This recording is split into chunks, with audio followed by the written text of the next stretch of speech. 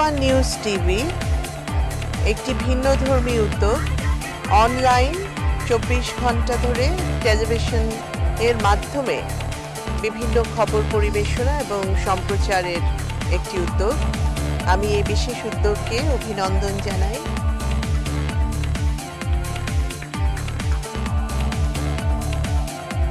বাংলাদেশের প্রথম web TV 71 news TV তাকে স্বাগত জানাচ্ছি আমাদের দেশের গণমাধ্যমের জগতে পদার্পণ করার জন্য এবং দেশের মানুষকে বাংলার সর্বশেষ সংবাদ সম্পর্কে অবহিত রাখতে পারবেন।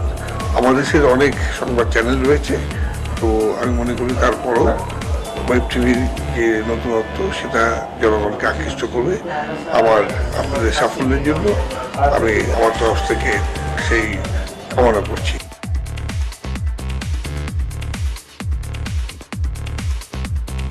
71 অনলাইন নিউজ টিভি আত্মপ্রকাশ করতে যাচ্ছে। আমি অবশ্যই এর সফলতা কামনা করব এবং আমি মনে করি যে যথাসময় যথাযোগ্য পদক্ষেপটা নিয়েছে।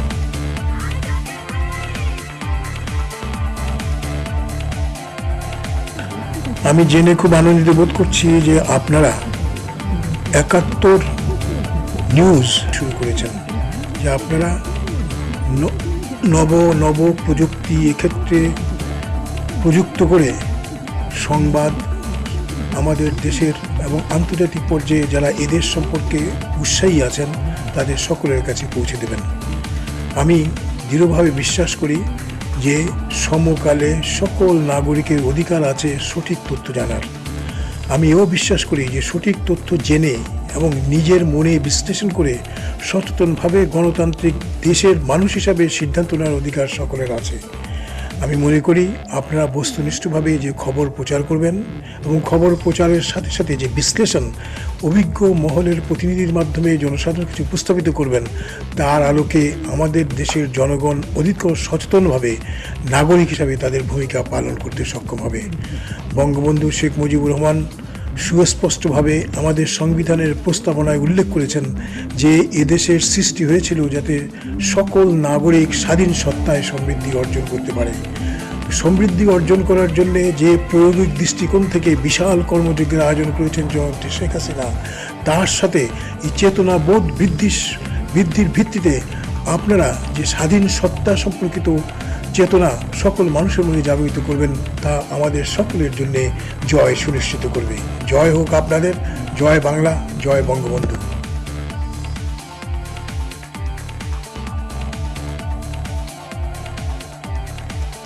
দেশবাসী চায় দেশ এবং দুনিয়ার খবর সবসময় অবগত হতে এবং তাদেরকে সেই সম্পর্কে তথ্য তুলে ধরার জন্য যত বেশি প্রচার মাধ্যম হাজির হয় সেটাই মঙ্গলজনক দেশবাসীর জন্য।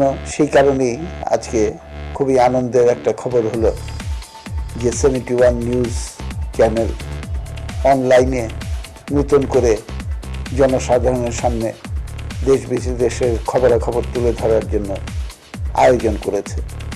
আমি তাদের অগ্রযাত্রার সাফল্য কামনা করি। সঙ্গে সঙ্গে এই কথাও বলা প্রয়োজন যে তারা যে আদর্শ এবং চেতনাকে ধারণ করে জনগণের সামনে উপস্থিত হওয়ার সিদ্ধান্ত নিয়েছে, সেটা বাঙালি জাতির শ্রেষ্ঠতম অর্জন, 71-এর মহান মুক্তিযুদ্ধের চেতনা এবং ধারা, সেটাকে সমুন্নত রাখার অঙ্গীকার।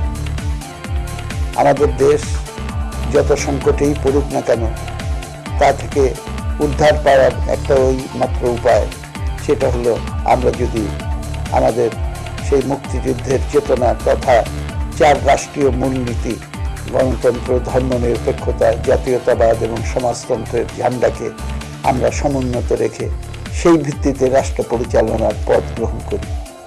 আমি আশা করব যে 71 নিউজ চ্যানেল এই অঙ্গীকার বাস্তবায়নে নীতিনিষ্ঠভাবে তাদের পদক্ষেপ এগিয়ে নিতে সক্ষম হবে। আরেকবার আমি 71 নিউজ চ্যানেলের কলাকুশলী এবং কর্মকর্তাদেরকে ধন্যবাদ জানাই এবং এই প্রতিষ্ঠানের অনেক অনেক সাফল্য কামনা করি।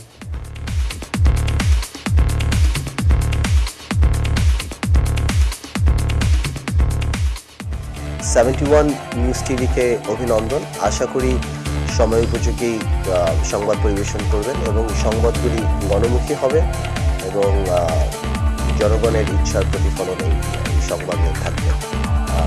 আবার অভিনন্দন জানাচ্ছি। এই চলার পথে আমরাও সবাই সাথে থাকবো।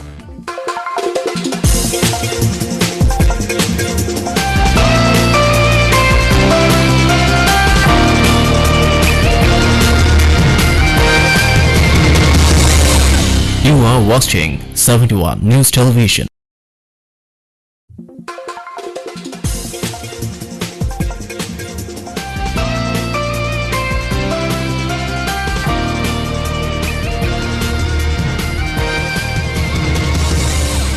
You are watching 71 News Television. বিশাল জনসংখ্যার এই নগরীতে নাগরিক সুবিধা বলতে কিছু আছে কি? মাঝে মাঝে প্রশ্ন জানি আমরা সাংবাদিকরা আপনার কথা কতটুকু তুলে আনতে পারি। অন্য সবকিছুর বাইরে এসব খবরও প্রধান শিরোনাম করতে চাই, যেন কর্তৃপক্ষের টনক জেগে ওঠা বাঙালি, 71 চেতনা, 71 নিউজ টেলিভিশন।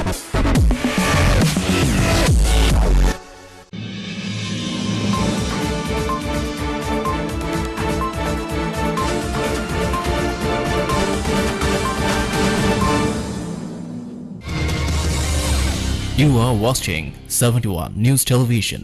মুন্সিগঞ্জে আন্তর্জাতিক মানের অলিম্পিক ক্রীড়া কমপ্লেক্স নির্মিত হবে পদ্মাপাড়ে। বুধবার দুপুরে ক্রীড়া সচিব কাজী আক্তার উদ্দিন আহমেদ মুন্সিগঞ্জ জেলার লৌহজং উপজেলার তেউটিয়া ইউনিয়নের শাহিনহাটি ও ব্রাহ্মণগাঁও মৌজা পরিদর্শন করেন।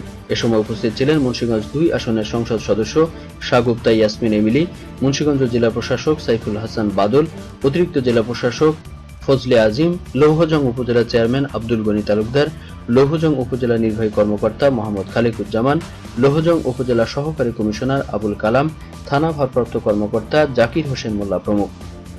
মুন্সিগঞ্জ থেকে রুবেল ইসলাম, 71 নিউজ টিভি।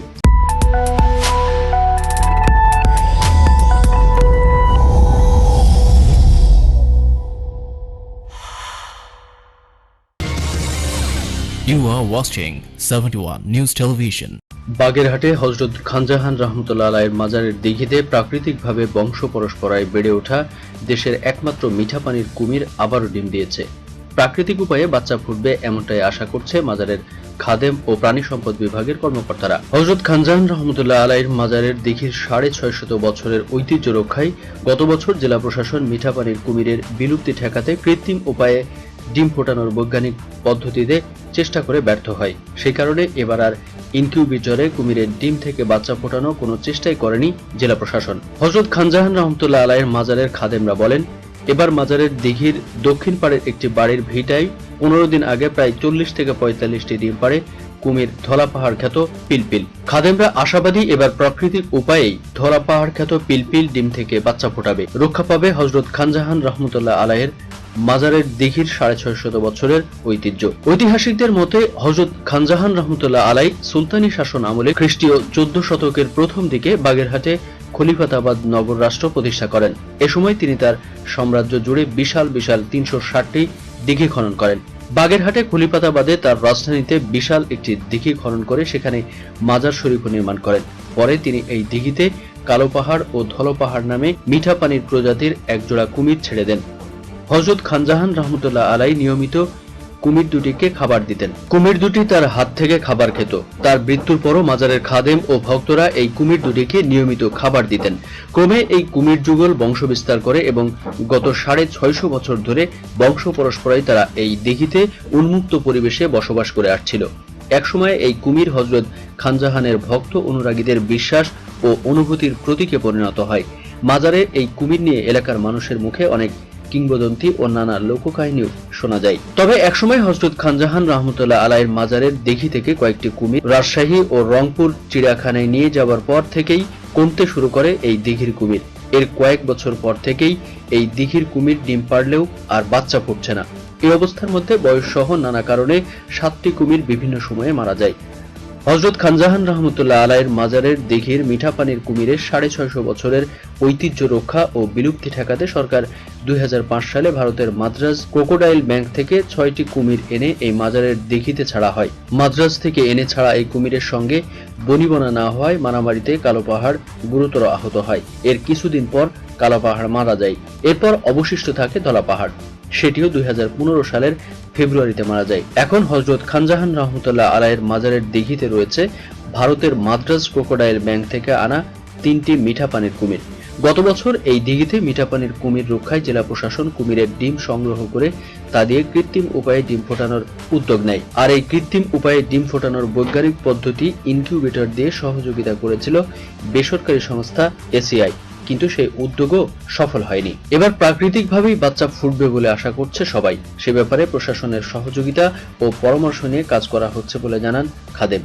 বাগেরহাটের অতিরিক্ত জেলা প্রাণী সম্পদ কর্মকর্তা ডক্টর মোহাম্মদ লুৎফুর রহমান বলেন, গত বছর মাজারের দিঘির একটি কুমিরে 55টি ডিম পাড়ে। প্রাণী সম্পদ অধিদপ্তরের একটি বিশেষজ্ঞ দল সেখানে গিয়ে 22টি ডিম সংগ্রহ করে তা দিয়ে কৃত্রিম উপায়ে বাচ্চা ফোটাতে ইনকিউবেটরে বসানো হয়, কিন্তু নির্দিষ্ট সময়ের মধ্যে ডিম থেকে বাচ্চা না ফোটায় এবার প্রাকৃতিক উপায়ে বাচ্চা ফোটানোর জন্য সব ধরনের বিষয়ে খেয়াল ও পরামর্শ দেওয়া হচ্ছে। বাগেরহাট থেকে Tanvir Sohel, 71 news TV. You are watching 71 News Television. দেশের উত্তর সীমান্তের জেলা কুড়িগ্রামে বেকার সংখ্যা কমিয়ে এনেছে সরকারের উত্তরবঙ্গ প্রকল্প। যুব উন্নয়ন অধিদপ্তরের বাস্তবায়নে 2 বছরে 1,500-এরও বেশি শিক্ষিত যুবক যুবতী নিজের পায়ে দাঁড়িয়েছে। ক্রমে বাড়ছে পরিধি। উন্নয়নে পিছিয়ে থাকা এই জেলার উন্নয়নে এই প্রকল্প দীর্ঘস্থায়ী করা প্রয়োজন। দারিদ্র্য বিমোচন ও সামাজিক উন্নয়নের লক্ষ্যে 2012 সালের জুন মাসে চালু হয় উত্তরবঙ্গ প্রকল্প। উত্তরাঞ্চলের রংপুর বিভাগের 7 জেলার শিক্ষিত বেকারদের দক্ষ জনশক্তি পরিণত এবং আত্মনির্ভরশীল করার লক্ষ্যে কাজ শুরু করে। কুড়িগ্রামের নাগেশ্বরী ও ফুলবাড়ী এই দুটি উপজেলায় 2 বছরে 1375 জন যুবক যুবতীকে গাভী পালন, গরু মোটাতাজাকরণ, ছাগল পালন, নার্সারি তৈরির প্রশিক্ষণ, 25,000 করে প্রায় 1 কোটি টাকা ঋণ সুবিধা দেওয়া হয় প্রকল্প থেকে। এদের প্রায় সকলে এখন আত্মনির্ভরশীল। প্রশিক্ষণ সনদে অনেকে বিভিন্ন প্রতিষ্ঠানে চাকরিও করছেন। 2 বছর আগে আমি বেকার ছিলাম, কি করব কি না করব এইরকম একটা চিন্তে। তারপর আমি উত্তরবঙ্গ প্রকল্প নামক ওখানে গাভী পালনের উপর একটা প্রশিক্ষণ নেই। ওখান থেকে আবার 50,000 টাকা ঋণ নিয়ে আমি একটা গাভী কিনি। ওখান থেকে এখন পর্যন্ত আমার 10টা গরু হয়েছে। এই প্রকল্পে প্রশিক্ষণ নেওয়া নারীরা পুরুষের চেয়ে বেশি কর্মমুখী হয়েছে।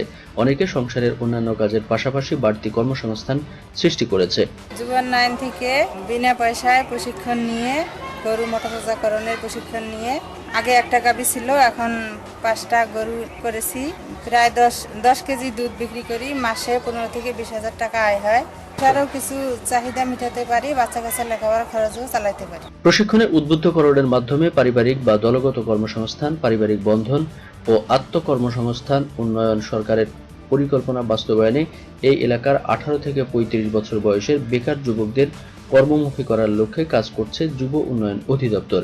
নির্দেশনার বাইরে প্রয়োজনীয় নানা উদ্যোগ নেওয়া হচ্ছে। কুড়িগ্রাম জেলার পশ্চাৎপদ একটি উপজেলা হচ্ছে ফুলবাড়ী উপজেলা। এখানে উত্তরবঙ্গ যুব উন্নয়ন অধিদপ্তরের অধীনে উত্তরবঙ্গ প্রকল্প চালু রয়েছে। এই প্রকল্পের অধীনে এখন পর্যন্ত প্রায় 675 জনকে আমরা প্রশিক্ষণ দিয়েছি। তার মধ্যে 300-র অধিক যুবক এবং যুব মহিলা আত্মকর্মসংস্থান হয়েছে, যাদের আয়ের হার 20 থেকে 30,000 টাকার মধ্যে আছে এবং তারা অনেকেই স্বাচ্ছন্দ্যভাবে এখন জীবনযাপন করছে।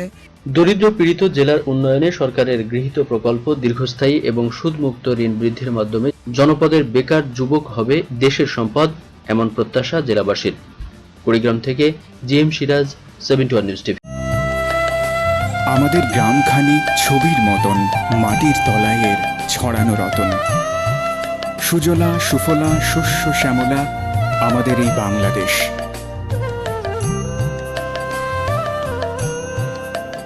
বৈচিত্র্যময় বাংলাদেশের সংস্কৃতি, এই নকশা, এই ফুল, এই পাখি, এসব আমাদের ঐতিহ্য।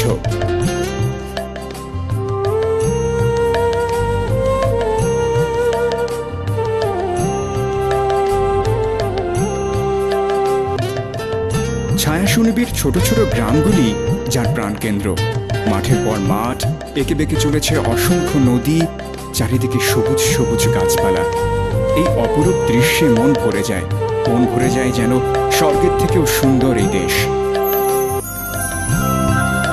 গ্রাম বাংলার ইতিহাস, ঐতিহ্য, সংস্কৃতির খবর জানতে দেখতে থাকুন 71 news TV. You are watching 71 News Television. শুরু হয়েছে মধুমাস। বাংলা সালের দ্বিতীয় মাস জ্যৈষ্ঠ মধুমাস হিসেবে পরিচিত আবহমান কাল থেকেই। আবহমান বাংলার ফল পাকার মাস।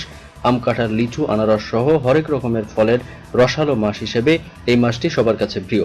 ইতিমধ্যে বৈশাখের মাঝামাঝি সময় থেকেই খাগড়াছড়ি বাজারে প্রচুর পরিমাণে এসব ফল আসতে শুরু করেছে। হাট বাজারগুলো এখন কাঁঠালের মৌ মৌ সুগন্ধে ভরপুর। প্রতি বৃহস্পতিবার বাজারে চাঁদের গাড়ি করে বাগান চাষিরা কাঁঠাল বাজারে নিয়ে আসছে। পাইকারের হাত ঘুরে এসব ফল চলে যাচ্ছে চট্টগ্রাম, ঢাকা সহ দেশের বিভিন্ন জেলায়। কিন্তু চাওয়া পাওয়ার জটিল হিসাব নিকাশে কাঁঠালের দাম নিয়ে পরস্পর বিরোধী অভিযোগ তুলেছেন ক্রেতা, বিক্রেতা ও মধ্যস্বত্বভোগী পাইকারেরা। এদিকে বাগান চাষি ও বিক্রেতারা অভিযোগ করেছেন তারা কাঁঠালের ন্যায্য দাম পাচ্ছে না। পক্ষান্তরে ক্রেতারা অভিযোগ করছেন স্থানীয় ফল হিসেবে যে দাম তাদের কাঁঠাল পাওয়ার কথা তার চেয়ে অনেক চড়া দাম দিয়েও তারা সুবিধা মতো কাঁঠাল কিনতে পারছে না। এবছর খাগড়াছড়ি কাঁঠালের ভালো ফলন হয়েছে। শহর থেকে প্রতিদিন কাঁঠাল বোঝাই প্রচুর গাড়ি দেশের বিভিন্ন স্থানে নিয়ে যাওয়া হচ্ছে। ট্রাক টার্মিনাল কর্তৃপক্ষের হিসাব মতে প্রতি বাজারে গড়ে 30 থেকে 40টি কাঁঠাল বোঝাই গাড়ি খাগড়াছড়ি শহর ছেড়ে যাচ্ছে। তারপরও খাগড়াছড়ির সাধারণ ক্রেতারা কাঁঠালের বেশি দাম নিয়ে ক্ষোভ প্রকাশ করছেন। খাগড়াছড়ি কৃষি অধিদপ্তরের কর্মকর্তা বলেন, এই জেলায় সকল উপজেলাতেই কাঁঠাল ভালো উৎপাদন হয়েছে। খাগড়াছড়ি উৎপাদিত কাঁঠাল দেশের বিভিন্ন জায়গায় নিয়ে যাওয়া হচ্ছে। এবছর কাঁঠালের বাম্পার অনেক ভালো ফলন হয়েছে। ফলন হলে কি হবে, কিন্তু কাঁঠালের দাম অনেক বেশি, 20 টাকা 25 টাকা, কিন্তু আমাদের লাভ হয় না, তেমন লোকসান হয়েছে। খাগড়াছড়ি থেকে Biplob Talukdar, 71 news TV. You are watching 71 News Television. প্রায় 2 বছর আগে ঝড়ে বিধ্বস্ত হলেও আজ পর্যন্ত মেরামত হয়নি গাইবান্ধার কমল নারায়ণপুর সরকারি প্রাথমিক বিদ্যালয়টি। তাই 2 শতাধিক শিশু শিক্ষার্থী খোলা আকাশের নিচে বসে ক্লাস করতে বাধ্য হচ্ছে প্রতিদিন। কখনো রোদ্রে পড়ে, আবার কখনো বৃষ্টিতে ভিজে ক্লাস করছে শিক্ষক শিক্ষার্থীরা। আবার কখনো শিক্ষার্থীদের নিরাপত্তার জন্য আকাশে মেঘ দেখলেই স্কুল ছুটি দিচ্ছে শিক্ষকরা। এভাবেই চলছে বিদ্যালয়টির শিক্ষা ব্যবস্থা। এতে করে শিক্ষার্থীদের নিরাপত্তা ঝুঁকির পাশাপাশি মারাত্মকভাবে বিঘ্নিত হচ্ছে লেখাপড়া। বিদ্যালয়টির শিক্ষক শিক্ষার্থীর কেউ জানে না এভাবে আর কতদিন তাদের কষ্ট করতে হবে। 2014 সালের এপ্রিলে গাইবান্ধার গোবিন্দগঞ্জ উপজেলার তালুকানানপুর ইউনিয়নের কমল নারায়ণপুর সরকারি প্রাথমিক বিদ্যালয়ের 2টি ভবন কালবৈশাখী ঝড়ে লণ্ডভণ্ড হয়ে যায়। স্কুলের চৌচালা টিনের ঘরের বেড়া ও চালা উড়ে যায়। বিধ্বস্ত বিদ্যালয়টি সেই থেকেই পড়ে আছে। দীর্ঘদিনেও সংস্কার না হওয়ার কারণে ওই ভাঙাচোরা ঘরে কখনো বা আকাশের নিচে বসিয়ে ক্লাস নিতে বাধ্য হচ্ছেন শিক্ষকরা। প্রচণ্ড রোদে পুড়ে, আবার কখনো বৃষ্টিতে ভিজে ক্লাস করতে হচ্ছে কোমলমতি শিশু শিক্ষার্থীদের। আকাশে মেঘ দেখলেই ছুটি দিতে হচ্ছে স্কুল। প্রধান শিক্ষক বাবুল আক্তার বলেন, বিদ্যালয়টি মেরামতের জন্য বরাদ্দ চেয়ে শিক্ষা অফিসার বরাবরে আবেদন করেও এখন পর্যন্ত কোনো বরাদ্দ পাওয়া যায়নি। এতে করে অনিশ্চয়তায় ভুগছেন স্কুলের শিক্ষার্থীরা। সংস্কার না হওয়ায় শিক্ষার্থীরা স্কুলে আসা বন্ধ করে দিচ্ছে। এভাবে কষ্ট করে ছাত্রছাত্রীদের পড়াশোনা করানো তাদের জন্য কঠিন হয়ে পড়েছে। গোবিন্দগঞ্জ উপজেলা নির্বাহী অফিসার আব্দুল হান্নান জানান, স্কুলটি মেরামতের জন্য দ্রুত প্রয়োজনীয় ব্যবস্থা নেওয়া হবে। গাইবান্ধা থেকে জিল্লুর রহমান পলাশ, 71 নিউজ টিভি।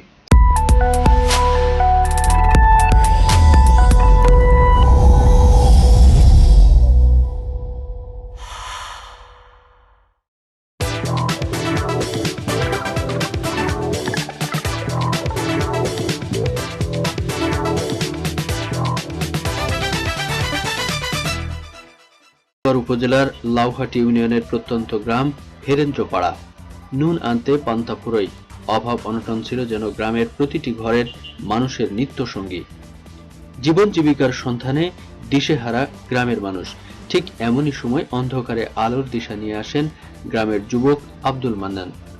ঘরে ঘরে তৈরি হবে ব্রাশ, দূর হবে অভাব অনটন।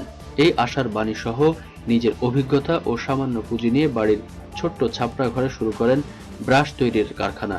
আব্দুল মান্নানের সাথে কথা বলে জানা যায়, প্রায় 20 বছর আগে কিশোর বয়সে অভাবের তাড়নায় যখন তার বাবা আর পরিবারের খরচ জোগাতে পারছিলেন না, ঠিক তখনই জীবিকার সন্ধানে চলে যান ঢাকায়।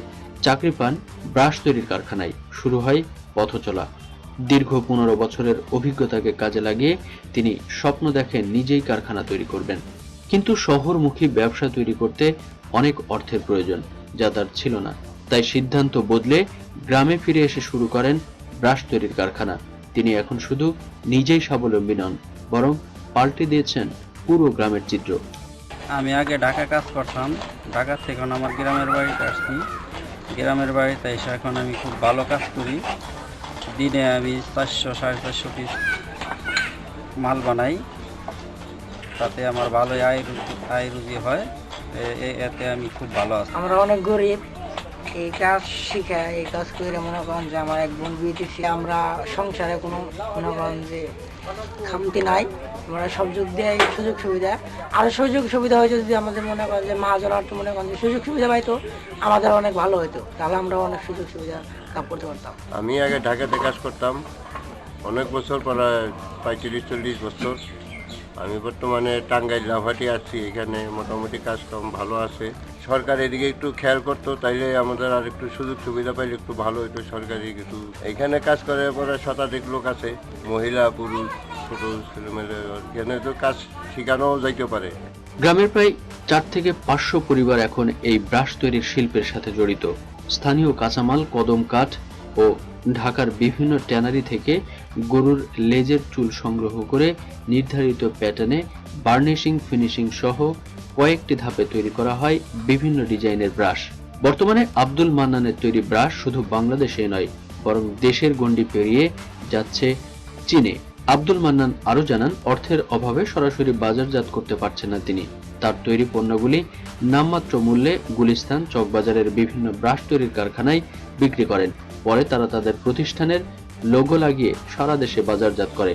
তবুও আব্দুল মান্নান এই ভেবে খুশি যে তিনি শুধু তার নিজের ভাগ্যেরই পরিবর্তন করেননি, বরং স্বাবলম্বী করে তুলেছেন দেলদুয়ার লাউহাটি ইউনিয়নের হেরেন্দ্রপাড়া গ্রামের হাজারো মানুষের। 5-6 বছর ধরে এই ব্যবসা দিছি। লোক আছে 15-20 জন, আর ফ্যামিলি আছে। ফ্যামিলির এই গ্রাম অঞ্চলেও 20-15 জন লোক আছে। হাতের লইয়া কারখানা 10 জন লইয়া কারখানা চালাই। আর টাকা পয়সার লিগে আগেতে পারতেছি না। মাল সাপ্লাই দেই, পাইকারি দেই, কিন্তু এরা ন্যায্য মূল্য দিতেছে না। আর টাকার পরিমাণ কম দেখে আমরা সরাসরি মাল সাপ্লাই দিতে পারছি না। আর সরকার যদি এটুকু সহযোগিতা করে তাহলে আমরা একটু লাভবান হতে পারবো। তার দাবি, সরকার বিভিন্ন কুটির শিল্প প্রস্তুতকারকদেরকে সহজ শর্তে ঋণ সহ নানা আর্থিক সুবিধা দিয়ে থাকেন, কিন্তু তাদের এই কুটির শিল্পের বিষয়ে সরকারি কোনো পৃষ্ঠপোষকতা নেই। তাই সরকার যদি সহযোগিতার হাত বাড়িয়ে দেয়, তাহলে শুধু হেরেন্দ্রপাড়া নয়, বরং দেলদুয়ার উপজেলায় লক্ষাধিক লোকের কর্মসংস্থান তৈরি করা সম্ভব হবে বলে তার বিশ্বাস। আমি এই কাজ ঢাকাতে করতাম।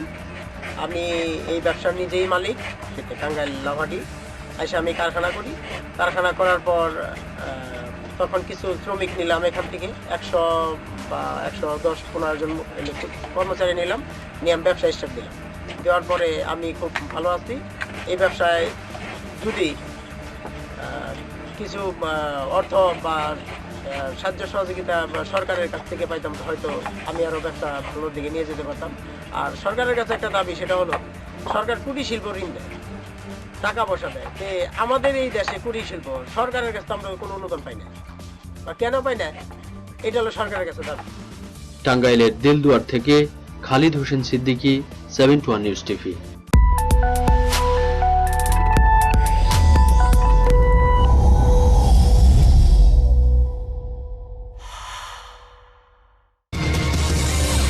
You are watching 71 News Television. সিলেটের সুন্দরবন খ্যাত বাংলাদেশের একমাত্র জলাবন সোয়াম্প ফরেস্ট হচ্ছে রাতারগুল।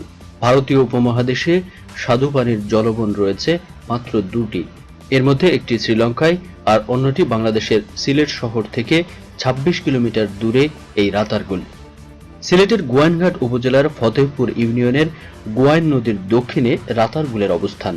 প্রায় 310 একর জমির ভূমির উপর জলের মধ্যে ভেসে থাকা সবুজ বৃক্ষ, তার মাঝে দিয়ে নৌকায় করে রাতারগুলে ঘুরে বেড়ানো যাবে মাত্র 1 থেকে 2 ঘন্টায়। বর্ষা মৌসুমে আলাদা সৌন্দর্য ধারণ করে থাকে বনের আনাচে কানাচে। বর্ষায় রাতারগুলের বনাঞ্চল যেন প্রাকৃতিক সৌন্দর্যের আধার, যে কোনো পর্যটকের মনোমুগ্ধ করেই ছাড়বে। উত্তরে গোয়াইন নদী, দক্ষিণে বিশাল হাওড়, মাঝখানে জলার বন রাতারগুল। দীর্ঘদিন লোকচক্ষুর আড়ালে থাকলেও গত কয়েক বছরে ভ্রমণ পিপাসুদের আলোচনায় উঠে আসে এই বনটি। রাতারগুলে বিভিন্ন প্রজাতির উদ্ভিদ, নানা প্রজাতির পাখি ও চেনা অচেনা বন্যপ্রাণীর অভয়াশ্রম এই বন। রাতারগুলের প্রাকৃতিক সৌন্দর্য এক অপার বিস্ময়, অদ্ভুত এক জলের রাজ্য। ঘন হয়ে জন্মানো গাছপালার কারণে কেমন যেন আলো আধারির এক মাদকতাময় খেলা। বনের মাঝ দিয়ে চলতে গেলে ভ্রমণ পিপাসুদের জড়িয়ে ধরবে নানা ধরনের গাছপালা। বৈশিষ্ট্যে এই বনের সাথে মিল রয়েছে দক্ষিণ আমেরিকা মহাদেশের আমাজনের সাথে। প্রথম এসেছি, এখানে এসে আসলে এক্সপেরিয়েন্সটা অনেক ভালোই লাগলো। রাতারগুল প্রথমে এসে অনেক ধরনের গাছপালা, হিজড়কুলের কুল আর অনেক জীবজন্তু দেখে ভালোই লাগলো। এখানে দেখার মতো পরিবেশ অত্যন্ত মুগ্ধকর, আমার অনেক ভালো লাগে। গাছগাছালি অনেক সুন্দর, দেখার মতো পর্যটক একটা স্থান, এখানে অনেক বন্যপ্রাণী থাকে। পৃথিবীতে ফ্রেশ ওয়াটার ফরেস্ট বা জলাবন রয়েছে মোট 22টি, আর এর মধ্যে সিলেটের রাতারগুল অন্যতম। বছরের বেশিরভাগ সময় এই জলাভূমি থাকে পানির নিচে, আর এই বৈশিষ্ট্যই দেশের অন্যান্য 10টি বন থেকে আলাদা করেছে রাতারগুলকে। উত্তরে মেঘালয় থেকে নেমে আসা জলাধার গোয়াইন নদীতে পড়া সরু শাখা খাল হয়ে প্লাবিত হয় পুরো রাতারগুল, আর দক্ষিণে রয়েছে বিশাল হাওড়। স্থানীয় ভাষায় মুর্তা বা পাটি গাছকে রাতার গাছ নামেও ডাকা হয়। রাতার গাছের নামেই এই বনের নাম হয়েছে রাতারগুল। পানি, আকাশ আর সবুজ বনের টানে অল্প কয়েক বছরে বনটি জনপ্রিয় হয়ে উঠেছে দেশি বিদেশি পর্যটকদের কাছে। এই আগ্রহ ধরে রাখতে বেশ কিছু পদক্ষেপ নিয়েছে সরকার। বন বিভাগের তথ্যমতে বনের আয়তন ৩৩২৫.61 একর। ১৯৭৩ সালে বনের ৫০৪ একর বনভূমিকে বন্যপ্রাণীর অভয়ারণ্য ঘোষণা করা হয়। রাতারগুল তো প্রতিদিন হাজার হাজার মানুষ প্রায় ১০০ নৌকা আছে। মানুষ লোকজন আসলে ওরা লইয়া গুড়ানি হয়, দেখানি হয়, পাখি পঙ্খি আছে দেখা যায়। ৫-৭ বছর পর্যটক আইতেছে। ওই রাস্তাটাও আমরা নিজে উদ্যোগে কাম করছি, নিজের হাতে। বাইরে থেকে কোনো মানুষ আইলে ওখান থেকে আটি আয় একটু বৃষ্টি হইলো রাস্তা খাদা, ওই রাস্তাটা হইলো আমরা বেশি অসুবিধা। সরকারের কাছে দাবি ওই রাস্তাটা আমরা পিস করা লাগে। বড়লেখা ও জুড়ি থেকে সাইফুল ইসলাম সুমন, 71 নিউজ টিভি। আমাদের গ্রামখানি ছবির মতন মাটির তলায়ের ছড়ানো রতন। সুজলা সুফলা শস্য শ্যামলা আমাদের এই বাংলাদেশ।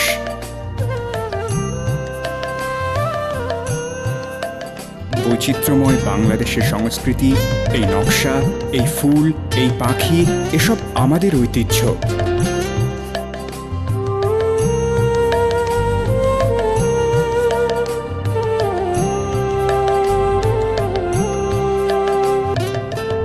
ছায়াশুনিবির ছোট ছোট গ্রামগুলি যার প্রাণকেন্দ্র।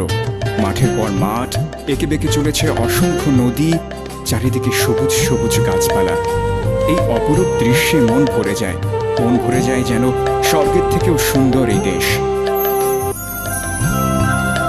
গ্রাম বাংলার ইতিহাস, ঐতিহ্য, সংস্কৃতির খবর জানতে দেখতে থাকুন 71 নিউজ টিভি।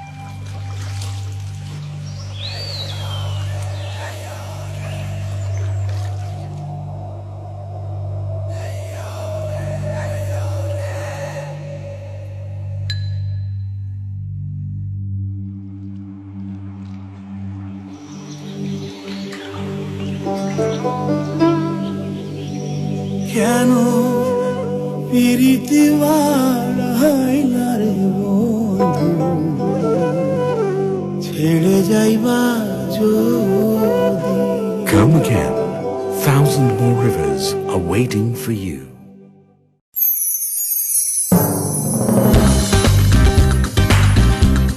বাংলাদেশ সর্বপ্রথম ইন্টারনেট নিউজ চ্যানেল 71 নিউজ টিভিকে আমার পক্ষ থেকে অনেক অনেক শুভেচ্ছা। ডিয়ার অডিয়েন্স, প্রযুক্তির জোয়ারে ভাসছে দুনিয়া, এই জোয়ারে বাংলাদেশেও এগিয়ে। ধন্যবাদ 71 নিউজ টিভি। আমি আছি, আপনারাও থাকবেন। আমি জেকে, বাংলাদেশের প্রথম ইন্টারনেট ভিত্তিক চ্যানেল 71 নিউজ চ্যানেলের উত্তরোত্তর সফলতা কামনা করছি। 71 নিউজ টিভির যাত্রা শুভ হোক, 71-এর চেতনায় সমৃদ্ধ হোক এবং 71-এর যে মূল প্রত্যাশাগুলো ছিল তার সাথে সাংবাদিকতার সংমিশ্রণ ঘটিয়ে মানুষের প্রত্যাশা গণতান্ত্রিক অগ্রযাত্রায় সহায়ক ভূমিকা পালন করুক এই প্রত্যাশা করি।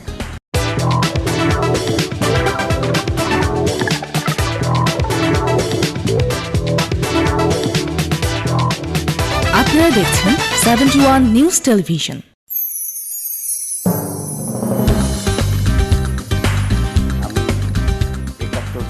নিউজ টিভির উদ্যোক্তাদের এবং বিশেষ করে শ্রোতাদের, দর্শকদের আমার পক্ষ থেকে এবং আমার নির্বাচনী এলাকা নওগাঁ ৩ বদলগাছি মহাদেবপুরের জনগণের পক্ষ থেকে আমি প্রাণ ঢালা শুভেচ্ছা জানাই। গ্রুপ 71 কর্তৃক পরিচালিত 71 নিউজ টিভি নামে যে একটি অনলাইন টিভি পোর্টাল চালু হতে যাচ্ছে, আমি ব্যক্তিগতভাবে 71 গ্রুপের এই উদ্যোগকে স্বাগত জানাই এবং এই প্রতিষ্ঠানের সঙ্গে যারা শিল্পী, কলা কৌশলী এবং ক্যামেরার আগে এবং পিছনে যারা আছেন তাদের সকলকে আমি আমার অন্তরস্থল থেকে ধন্যবাদ জানাই এই কমিটির শুভ উদ্যোগকে এগিয়ে নেওয়ার জন্য।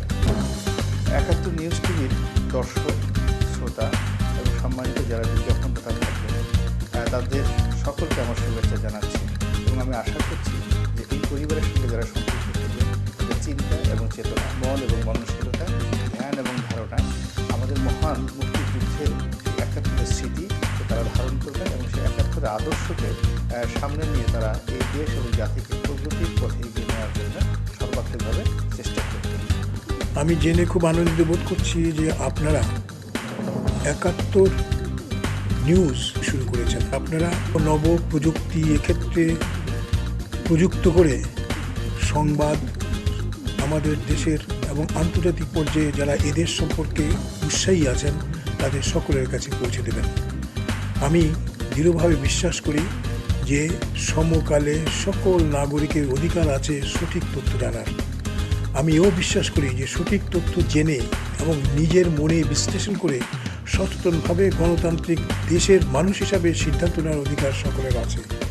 আমি মনে করি আপনারা বস্তুনিষ্ঠভাবে যে খবর প্রচার করবেন এবং খবর প্রচারের সাথে সাথে যে বিশ্লেষণ অভিজ্ঞ মহলের প্রতিনিধির মাধ্যমে জনসাধারণকে উপস্থাপিত করবেন, তার আলোকে আমাদের দেশের জনগণ অধিক সচেতনভাবে নাগরিক হিসাবে তাদের ভূমিকা পালন করতে সক্ষম হবে। 71 অনলাইন নিউজ টিভি অল্প কয়েকদিনের মধ্যে শুরু হতে যাচ্ছে জেনে আমি অত্যন্ত আনন্দিত।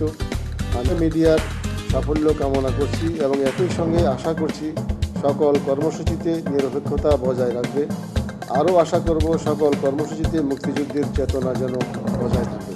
71 টেলিভিশন চ্যানেল ওপেনিংয়ের জন্য আমি শুভেচ্ছা জানাচ্ছি 71-এর কলা কৌশলী এবং 71-এর পরিচালক বৃন্দ যারা যারা আছেন তাদের সকলকে আমাদের ব্যাংক দি ফার্মার্স ব্যাংক লিমিটেডের পক্ষ থেকে আমি ইসি চেয়ারম্যান আমি শুভেচ্ছা জানাচ্ছি যে ভবিষ্যতে আপনাদের চ্যানেলের মাধ্যমে দেশবাসী বস্তুনিষ্ঠ সংবাদ পাবে এবং আপনারা দেশ ও জনগণের স্বার্থে আপনারা বস্তুনিষ্ঠ সংবাদ পরিবেশন করবেন এই আশা রাখি।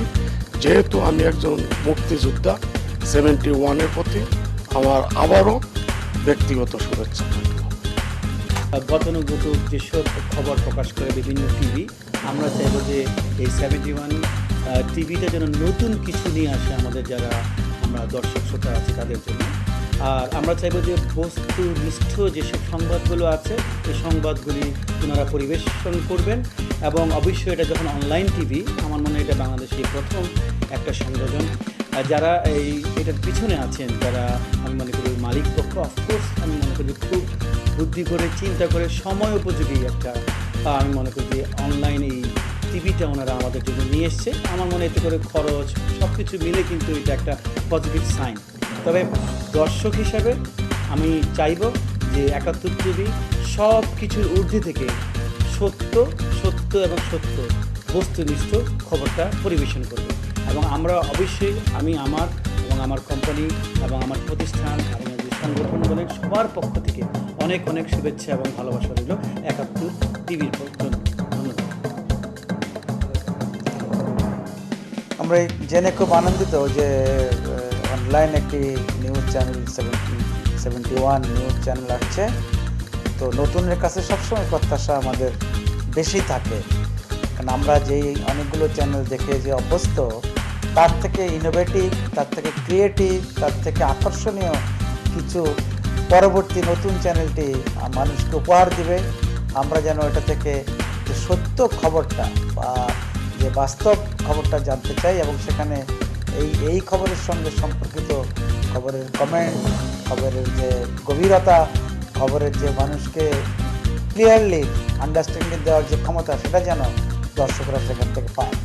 আমি ব্যক্তিগতভাবে এই চ্যানেলটি থেকে চ্যানেল থেকে আমার প্রত্যাশা যে আমরা যেন এখান থেকে বাস্তব খবরটা এবং সঠিক তথ্যটা পাই, যাতে করে আমরা নিজেদের একটা অপিনিয়ন ফর্ম করতে পারি যে এই বিষয়টা আসলে আমি এই চ্যানেলটির শুভ যাত্রা কামনা করছি, উত্তর সমৃদ্ধি লাভ সে কামনা করছি। এরা যে কোনো বাধা বিঘ্ন অতিক্রম করে অন্য চ্যানেলকে দিন দিন ছাড়িয়ে যাবে আশাবাদ করতে করছি। সবাইকে ধন্যবাদ এবং শুভেচ্ছা।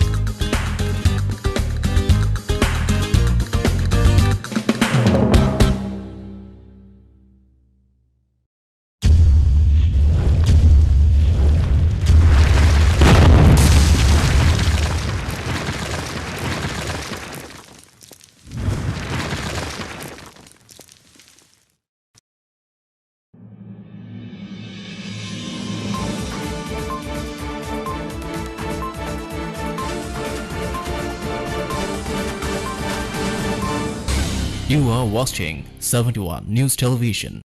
বাংলা সংস্কৃতির অনন্য অনুষঙ্গ খেজুরের রস হারিয়ে যাচ্ছে। পৌষ মাঘ অথবা পুরো শীতকাল জুড়েই খেজুরের রস, তাঁতরস, পায়েস, চিতই পিঠা ও রস নির্ভর বিভিন্ন পিঠার উৎসব বাঙালিদের ঘরে ঘরে লেগে থাকত। বার্ষিক পরীক্ষার পর নানা বাড়ি দাদাবাড়ি বেড়ানোর নেশা ছোটদের পেয়ে বসত, কিন্তু আজ এসব স্মৃতির বিষয় হতে চলেছে। গৃহস্থরা এখন আর আগের মতো উৎসব করছে না। গাছিরা গাছ কাটে না, কারণ গাছ কেটে যে লাভ হয় তার তুলনায় শ্রম বিক্রি বা রিক্সা চালালে বেশি আয় হয় বলে মনে করেন গাছিরা। ফলে গাছিদের পেশা পরিবর্তন হতে চলেছে। আগের মতো তো রস গাছে হয় না। আগে যেমন অজ্ঞান মাস হইতে রস আরম্ভ হয়েছে, এখন তো পৌষ মাসেও রস আসে না। 2 বছর আগেও অজ্ঞান মাসে রস আইছে কি পরিমাণে, এখন তো পৌষ মাসেও গাছে রস আসে। তাই আবার কারণেই আগে যেমন শীত বেশি ছিল, এখন শীতের পরিমাণ কম, এই জন্যই রস কম। কাজ কাটে না, দেখা যাচ্ছে আগে যারা কাজ কাটতো এখন একটা রিক্সা নিয়ে গেলে 400-500 কামাইরে নিয়ে আসে, সেটাই কষ্ট ক্লাস করতে। গৃহস্থরা ঘরে পিঠা বানানোর পরিবর্তে দোকান থেকে কেনা পিঠাকে গুরুত্ব দিচ্ছে। বাজারে যে গুড় পাওয়া যায় তার অধিকাংশই ভেজাল, কোনোটাই চিনির মিশ্রণ, কোনোটাই আটা, পুরাতন ঝোল গুড় দিয়ে জ্বালিয়ে খাঁটি গুড় বলে বিক্রি করছে বিক্রেতারা। বিক্রেতাদের কাছ থেকে জানা যায় 1 কেজি খাঁটি গুড়ের দাম 70 টাকা। গাছিরা বলেন 1 হাঁড়ি রস হতে 400 থেকে 500 গ্রাম গুড় পাওয়া যায়। ভোক্তারা বলেন 1 হাঁড়ি রসের দাম খুচরা বিক্রি হয় 100 টাকা। যদি পাইকারি মূল্যে 70 টাকা ধরা হয়, তাহলে 1 কেজি খাঁটি গুড়ের মূল্য 70 টাকায় বিক্রি করা কি করে সম্ভব? 70 টাকা খাঁটি গুড়, এটা ভুল। সবটা যে হবে এটা কোনো ঘটনা, সবটা যে খারাপ হবে এটা না, ভালো মন্দ আছে। এসব কারণে বাজারের অন্য সব খাদ্যদ্রব্যের মতো এই খেজুরের গুড়কেও বিশেষ নজরদারির আওতায় আনা দরকার বলে মনে করেন গৃহস্থরা। আগে তো ছোটবেলায় যে রস দেখেছি এখন রস দেখাই যায় না, আর যেটুকু দেখা যায় তাও শুনেছি ওর ভিতরে নানান রকম উপকরণ মেশানো থাকে। তো ভয়ই বাচ্চাদের খাওয়াই না, নিজেরা ও খাচ্ছি না। আমাদের বাড়িতে অনেক গাছ ছিল, সেই গাছগুলা মানে গাছে যেহেতু পাওয়া যাচ্ছে না এখন, সেই জন্য এখন কাটা হয় না। ছোটোবেলায় অনেক রস হতো, রস ভরে মানে তাপাল ভরে ভরে জাল দেওয়া হতো, গুড় করা হতো, রসের পায়েস করা হতো, রসের পিঠা করা হতো, রস দিয়ে মানে পাটালি গুড় করা হতো। বিলুপ্ত হয়ে যাচ্ছে, কারণ গাছও নাই, গাছিও নাই, রসও নাই, তাই বাঙালি সংস্কৃতি থেকে রস ফুরিয়ে যাচ্ছে। রসের পিঠা। বাগেরহাট থেকে Tanvir Sohel, 71 news TV. You are watching 71 News Television. Narsingdi Dhaka Sylhet মহাসড়কে সিএনজি অটোরিকশা সরকার নিষেধ করলেও কার্যকর হচ্ছে না নরসিংদীতে। আর এই সুযোগে ইটখোলা হাইওয়ে পুলিশ ফাঁড়ির সার্জেন্ট হাতিয়ে নিচ্ছে লক্ষ লক্ষ টাকা। চালকদের অভিযোগ, সকল কাগজপত্র থাকার পরও পুলিশ সার্জেন্টকে টাকা দিতেই হবে, না দিলে তাদেরকে আটক রেখে দুর্ব্যবহার সহ মামলার ভয়ভীতি প্রদর্শন করছে। এছাড়াও আটককৃত প্রতি সিএনজি থেকে 10 থেকে 12,000 টাকা নিয়ে ছেড়ে দিচ্ছে। মোটরযান আইনে বিআরটিএ ও কোর্টের অনুমতি ছাড়া কোনো গাড়ি ছাড়ার বিধান না থাকলেও কার্যকর হচ্ছে না নরসিংদীতে, আর এই সুযোগে হাতিয়ে নিচ্ছে লক্ষ লক্ষ টাকা। এই বিষয়ে হাইওয়ে ফাঁড়ির সার্জেন্ট ক্যামেরার সামনে কথা বলতে রাজি না হলেও এ পর্যন্ত 700 সিএনজিকে বিভিন্ন মেয়াদে জরিমানা করে ছেড়ে দেওয়া হয়েছে। সিএনজি মালিকরা নাম্বার ছাড়াই অবাধে চালিয়ে যাচ্ছে সিএনজি, যার ফলে সরকার হারাচ্ছে কোটি কোটি টাকা রাজস্ব। মোটরযান আইনের নির্ধারিত ধারায় আমরা প্রসিকিউশন দাখিল করছি এবং সংশ্লিষ্ট ধারা অনুযায়ী আমরা এটার জরিমানা আদায় করেছি। নরসিংদী থেকে শফিকুল ইসলাম, 71news.tv। আমাদের গ্রামখানি ছবির মতন মাটির তলায়ের ছড়ানো রতন, সুজলা সুফলা শস্য শ্যামলা আমাদের এই বাংলাদেশ।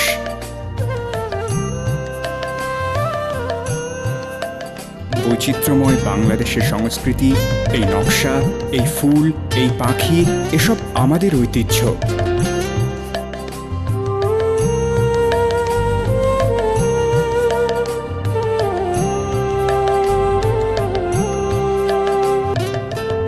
ছায়াশুনিবির ছোট ছোট গ্রামগুলি যার প্রাণকেন্দ্র। মাঠের পর মাঠ, এঁকে বেঁকে চলেছে অসংখ্য নদী, চারিদিকে সবুজ সবুজ গাছপালা। এই অপরূপ দৃশ্যে মন ভরে যায় যেন স্বর্গের থেকেও সুন্দর এই দেশ। গ্রাম বাংলার ইতিহাস, ঐতিহ্য, সংস্কৃতির খবর জানতে দেখতে থাকুন 71 নিউজ টিভি। অধিক ফলন ও দাম ভালো পাওয়ায় ঠাকুরগাঁয়ের সিম চাষিদের মুখে হাসি ফুটেছে। সিম বিক্রি করে আমন ধানের ক্ষতি পুষিয়ে নিচ্ছে তারা। ধান, গম ও পাট আবাদে উৎপাদন খরচ না ওঠায় প্রতি বছর লোকসান গুনছে ঠাকুরগাঁয়ের কৃষক, তাই সবজি চাষে ঝুঁকেছে অনেক কৃষক। ঠাকুরগাঁও সদর উপজেলার খামার ভোপলা, বাগেরহাট ও হাটপুকুর, পীরগঞ্জ উপজেলার শিমুলবাড়ি ও চাঁদগাঁও গ্রামের শতাধিক কৃষক সিম চাষে কাঙ্ক্ষিত সাফল্য পেয়েছেন। নিবিড় পরিচর্যা ও উন্নত জাতের বীজ বপন করে অধিক ফলন পাচ্ছেন তারা। জেলার হাট বাজারগুলোতে প্রতি কেজি সিম বিক্রি হচ্ছে 25 থেকে 30 টাকা দরে। এতে উৎপাদিত খরচ উঠিয়ে লাভের মুখ দেখছে তারা। অন্যান্য ফসলের থেকে ধানের থেকে সিমের আবাদ করলে সংসার চলে, দাম যদি থাকে তো সংসার ভালো চলে। আমি আজ 3 বছর যাবৎ এই সিম চাষ করতেছি। আমাদের এলাকায় 50 জনের মতো কৃষক সিম চাষ করে। সিম চাষ আসলে একটা লাভজনক ফসল, যার জন্য আমরা চাষ করি। 15-16 বছর চাষ করি, তো তাতে আমি লাভবান পাইতেছি। সিম চাষে উন্নত মনে করেন যে মোটর সাইকেল কিনলাম, একটা সেলো মেশিন, জমি টমি কিছু রাগ করছি। এখন মনে করেন যে এই ঠাকুরের দৃষ্টিতে বহু জায়গায় সরে গেছে জিনিসটা আমাকে দেখে। না, ধান গম থেকে অবশ্যই সিম লাভবান। সিম আবাদ করছি মনে করেন এখানে 12 কাঠা মাটি, এটা সহ বিক্রি হয়ে গেল প্রায় 10,000 টাকা। আরও সম্ভবত বিক্রি হবে নিম্নে 40 থেকে 50,000 টাকা। আর ওই 10 কাঠা মাটি থেকে ধান আর কত পাবো? 10 কাঠা মাটি থেকে ধান বড় 10 মন বিক্রি আছে 5 থেকে 6,000 টাকা। অবশ্যই সিমিতে লাভবান। স্থানীয় চাহিদা মিটিয়ে সিম সরবরাহ হচ্ছে দেশের বিভিন্ন অঞ্চলে। আমি সিমের পাইকার, সিম কিনি 15 টাকা, বিক্রি 18 টাকা। বিভিন্ন জায়গায় দেই, পঞ্চগড়, আপনার নীলফামারী, যেখানে যেদিন যেরকম বাজার হয় সেভাবেই বিক্রি করি। এবার জেলার 225 হেক্টর জমিতে সিমের আবাদ হয়েছে বলে জানিয়েছে স্থানীয় কৃষি বিভাগ। সিম চাষ করে তাদের ভাগ্যের চাকা ঘুরিয়ে ফেলছেন। আগামীতে হয়তো আমরা এ ব্যাপারে আরোটা অগ্রগামী ভূমিকা রাখতে পারবো এবং চাষিরা এগিয়ে যাবে। ঠাকুরগাঁও থেকে সাদ্দাম হোসেন, 71 নিউজ টিভি।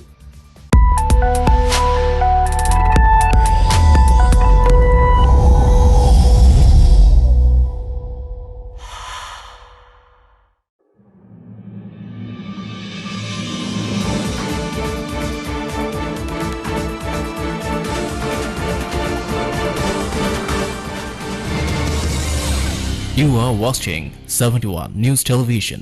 বাংলাদেশের প্রাচীন মসজিদগুলোর অন্যতম টাঙ্গাইলের দেলদুয়ার উপজেলার আতিয়া জামে মসজিদ।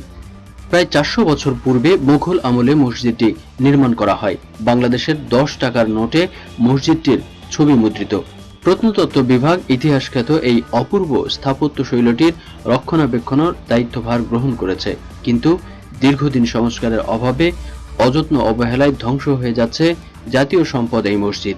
ইতিহাস থেকে জানা যায়, কাশ্মীরের বাদশাহ পীরে কামেল আধ্যাত্মিক পুরুষ হযরত আলী শাহানশাহ বাবা আদম কাশ্মীরি রহমতুল্লাহ আলাই ইসলাম ধর্ম প্রচারের জন্য আতিয়ায় আসেন। 1507 খ্রিস্টাব্দের 14 অক্টোবর তিনি মৃত্যুবরণ করেন। তার মৃত্যুর 102 বছর পর আতিয়াতে অবস্থিত তার সমাধিস্থলের মাত্র কয়েকশো গজ দক্ষিণে তার সম্মানে আতিয়া মসজিদটি নির্মাণ করা হয়। মহাসাধক বুজুর্গানের দিন ফকির মস্তান শাহের নির্দেশে পাঠান শাসকদের নাতি বাইজিদ খান পন্নীর পুত্র সাইদ খান পন্নী মসজিদটি নির্মাণ করেন। জানা যায়, মুঘল সম্রাট আকবরের সাথে সাইদ খান পত্নীর ঘনিষ্ঠতা ছিল। ইতিহাস থেকে জানা যায়, সম্রাট আকবর 1605 খ্রিস্টাব্দে 27 অক্টোবর আগ্রার সিকরিতে ইন্তেকাল করে। ওই দিন থেকেই আতিয়া মসজিদের নির্মাণ কাজ শুরু হয়। মসজিদের গায়ে লাগানো শিলালিপি থেকে জানা যায়, 1609 খ্রিস্টাব্দে মসজিদটির নির্মাণ কাজ শেষ হয়। মসজিদটি নির্মাণের স্থপতি ছিলেন দিল্লির আগ্রার বিখ্যাত শিল্পী মোহাম্মদ খা। বগুড়ার মহস্থানগড় থেকে আনা বিভিন্ন মাপের ও ছাঁচের প্রায় 18 থেকে 20 প্রকার ভিন্ন ভিন্ন কারুকাজ সংবলিত টেরাকোটা সমৃদ্ধ ইটের চুন সুরকি গাঁথনি নির্ভর এই মসজিদটি। 4 কোণের বিশাল আকৃতির মিনার সদৃশ 4টি মূল স্তম্ভের উপর মসজিদটি নির্মিত। মূল মসজিদটি একটি সুদৃশ্য বিশাল গম্বুজ ও পিছনে বারান্দায় ছোট ছোট 3টি সুরম্য গম্বুজ রয়েছে। ভূমি থেকে মসজিদটির শীর্ষ 47 ফুট 3 ইঞ্চি, বড় গম্বুজটির ব্যাস 93 ফুট 5 ইঞ্চি। নানা রকমের টেরাকোটার অলঙ্করণে অপূর্ব নান্দনিক কারুকাজ ছাড়াও রয়েছে দুর্লভ শিলালিপি। প্রায় প্রতিদিন 1000-এর অধিক শ্রমিক এই মসজিদটি নির্মাণ কাজে অংশ নেয়। ঐতিহাসিক এই মসজিদটি নির্মাণ করতে সময় লাগে 5 বছর। মূল নকশা অবিকল রেখে দীর্ঘ সময় পর 1837 সালে মসজিদটির সংস্কার করেন টাঙ্গাইল দেলদুয়ার জমিদার বাড়ির রওশন খাতুন চৌধুরানী। পুনরায় টাঙ্গাইল দেলদুয়ারের জমিদার আবু আহমেদ গজনবী ও করটিয়ার জমিদার ওয়াজেদ আলী খান পন্নী সহ কয়েকজন মিলে 1919 সালে মসজিদটি সংস্কার করেন। 2010 সালে নামমাত্র সংস্কার করা হলেও বর্তমানে সংস্কারের অভাবে ধ্বংসের পথে ঐতিহাসিক এই জাতীয় মসজিদ। তাই সরকারের কাছে মসজিদটির দ্রুত সংস্কার করার দাবি এলাকাবাসীর। ঐতিহ্যবাহী আটিয়ার মসজিদটি 400 বছর পূর্বে এটা জনৈক সওদাগর এটা নির্মাণ করেছিলেন। এ যাবৎকালে এটা সংস্কারের অভাবে এই মসজিদটি আমাদের ঐতিহ্য নষ্ট হয়ে যাচ্ছে। এই মসজিদটি দ্রুত সংস্কার করে আমাদের পুরনো ঐতিহ্যকে যাতে ধরে রাখা যায়। 10 টাকার নোটে যে মসজিদটি দেখতে পান সেটা এই টাঙ্গাইল দেলদুয়ারের আটিয়ার মসজিদ। সঙ্গত কারণেই এই মসজিদের স্মৃতি রক্ষা করা এই এলাকার মানুষের এবং জনগণের প্রাণের দাবি। আমরা মনে করি বর্তমান সদস্য সরকার এই মসজিদটি দ্রুত সংস্কার করে দেবেন। টাঙ্গাইলের দেলদুয়ার থেকে Khalid Hossain Siddiqui, 71news.tv। You are watching 71 News Television. হলুদের উপকারিতা সম্পর্কে সবারই কম বেশি জানা। আজ আমরা আলোচনা করব ত্বকের যত্নে এই হলুদের উপকারিতা সম্পর্কে। হলুদ এমন একটি উপাদান যা ত্বকের উজ্জ্বলতা বাড়ানোর পাশাপাশি ত্বকের নানা ধরনের সমস্যারও সমাধান করে। ত্বকের যে কোনো সংক্রমণ দূর করতে এটি মাইল্ড অ্যান্টিসেপটিক হিসেবে কাজ করে। তবে সরাসরি মুখে হলুদ ব্যবহার না করাই ভালো। হলুদ অবশ্যই দুধ অথবা গোলাপ জলের সঙ্গে মিশিয়ে ব্যবহার করবেন। আর সংবেদনশীল ত্বকে হলুদের সঙ্গে সামান্য টক দই মিশিয়ে নিন। ত্বকের ব্রণ, রুক্ষতা, কালো দাগ, বলিরেখা, চোখের নিচে কালো দাগ সহ নানা সমস্যার সমাধান করে এই হলুদ। তাই ত্বকের কোনো সমস্যায় ভুগলে নির্দ্বিধায় হলুদের প্যাক ব্যবহার করতে পারেন। হলুদের প্যাক তৈরি করার উপায় এবং এর ব্যবহার পদ্ধতি সম্বন্ধে পরামর্শ দেওয়া হয়েছে লাইফস্টাইল বিষয়ক ওয়েবসাইট বোল্ড স্কাইতে।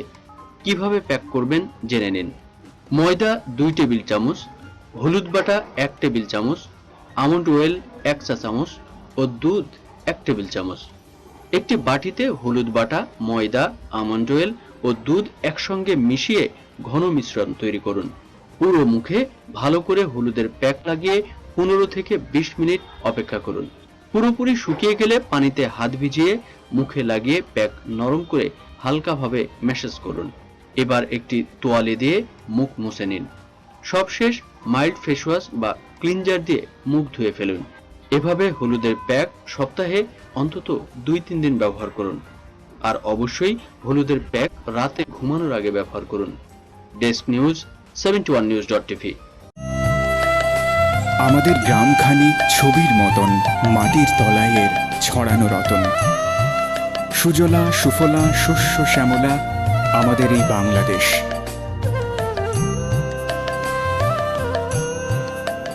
বৈচিত্র্যময় বাংলাদেশের সংস্কৃতি, এই নকশা, এই ফুল, এই পাখি, এসব আমাদের ঐতিহ্য।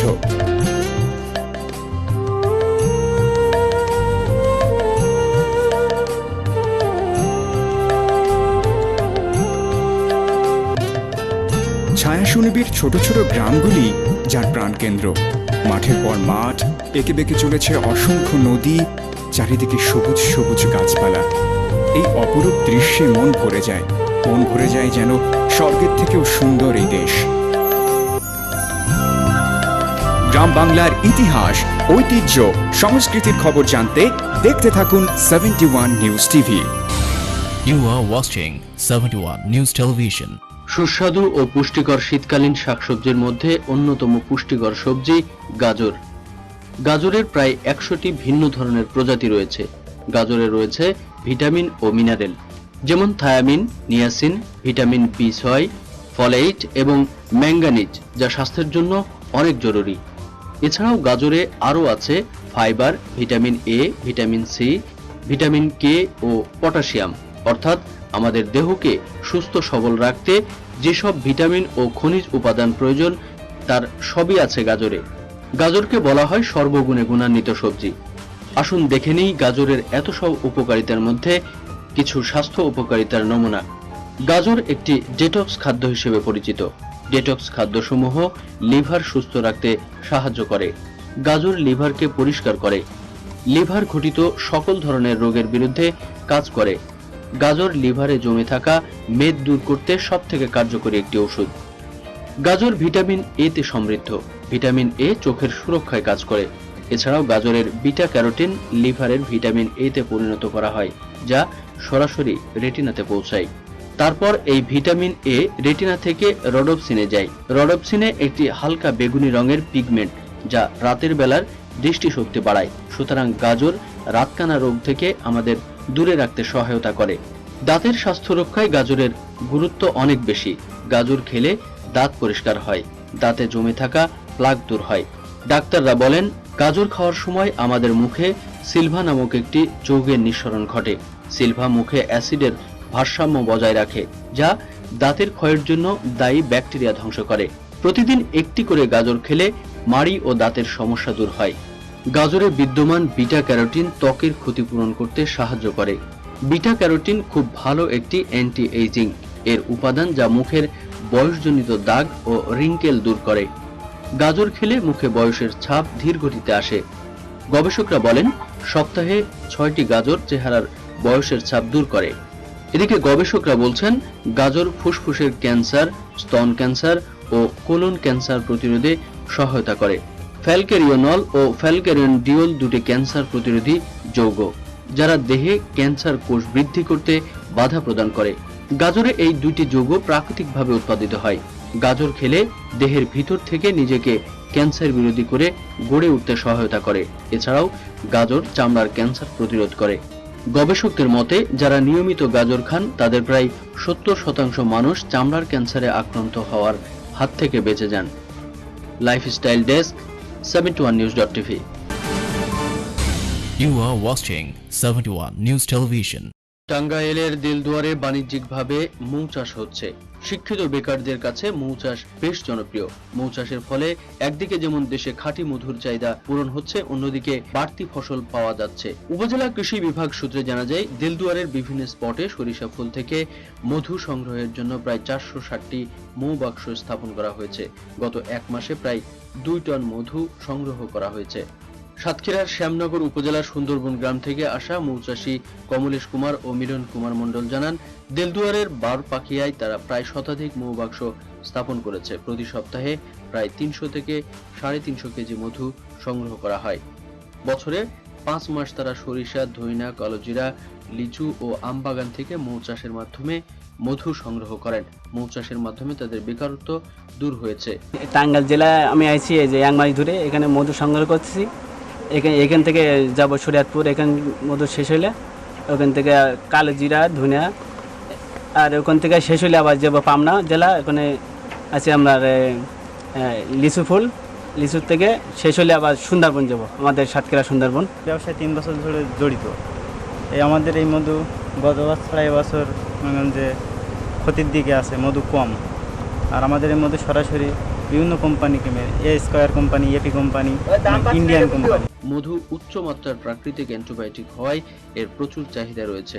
মৌ চাষের মাধ্যমে শুধু খাঁটি মধুর চাহিদাই পূরণ হচ্ছে না, সঠিক পরাগায়নের ফলে শতকরা 30 থেকে 35 ভাগ অতিরিক্ত ফসলও পাওয়া যাচ্ছে। দেশের বিভিন্ন জেলা থেকে যারা মধু সংগ্রহ করে মৌচাষীরা, ওনারা এখানে এসে আমাদের এখানে মধু চাষ করতেছে। এদের উৎপাদিত যে মধু, এটা মানের দিক থেকে অনেক সুন্দর, অনেক ভালো মান।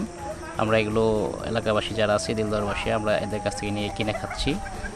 সরিষা ও অন্যান্য ফুলের মধু প্রতি মন বিক্রি হয় 5 থেকে 6 হাজার টাকায়। কালোজিরার মধু প্রতি মন 11 থেকে 12 হাজার টাকায়। এ ব্যাপারে উপজেলা কৃষি অফিসার কানিজ সুরাইয়া সুলতানা বলেন, দিলদুয়ারে বিভিন্ন স্পটে প্রায় 460টি মৌবাক্স স্থাপন করা হয়েছে। দূর দূরান্ত থেকে আগত মৌচাষীদের আমরা বিভিন্নভাবে সহযোগিতা করি।